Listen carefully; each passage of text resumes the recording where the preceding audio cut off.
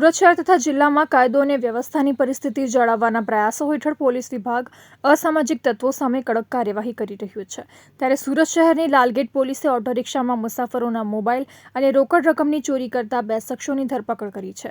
આરોપી ફારૂક શેખ અને ખોજેમ વોરા ઓટો રિક્ષામાં મુસાફરી કરતા મુસાફરોની નજર ચૂકવી ચોરીને અંજામ આપતા હતા, જેમાં મુસાફરોના ખિસ્સા તેમજ પર્સ અને બેગમાંથી રોકડ અને મોબાઈલની ચોરી કરતા હતા।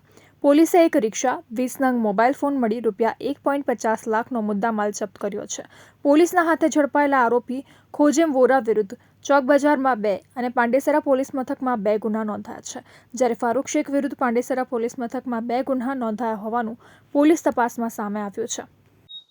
ગઈકાલ લાલગેટ પોલીસ ટીમના એએસઆઈ મોહસિનભાઈ અને હેડ કોન્સ્ટેબલ દિલુબાને બાતમી મળેલ કે લાલગેટ વિસ્તારમાં એક રિક્ષામાં 2 ઈસમો ચોરીના મોબાઈલ લઈને જાય છે। બાતમી હકીકત આધારે અમે રિક્ષા સાથે બંને ઈસમોને પકડી પાડેલ, જેમાં એક ખોજેમ ફકરુદ્દીન વોરા અને બીજો ફારૂક હારૂન શેખ બંને સલાબતપુરાના રહેવાસી છે અને બંનેને ત્યાં રિક્ષામાં અંગઝડતી કરતા કુલ 20 મોબાઈલ કિંમત ₹80,000ના મળી આવેલ અને બંનેની પૂછપરછ કરતા તેઓ ખાસ કરીને અઠવા વિસ્તાર અને કોટ વિસ્તારના પેસેન્જર રિક્ષા લઈને ફરતા હોય અને રિક્ષામાં પેસેન્જર બેસાડી અને એમને આગા પાછા બેસવાનું કહી અને જે કોઈ ફરિયાદી હોય એમના મોબાઈલ કાઢી લેતા હતા।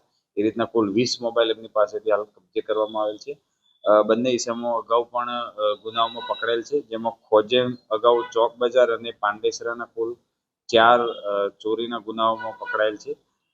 ફારૂક અગાઉ પાંડેસરાના 2 ગુનાઓમાં ધરપકડ કરાયેલ છે અને પાસામાં પણ જઈ આવેલ છે। હાલમાં બંને ઈસમોની અટકાયત કરી અને આગળની તપાસની કાર્યવાહી ચાલુ છે।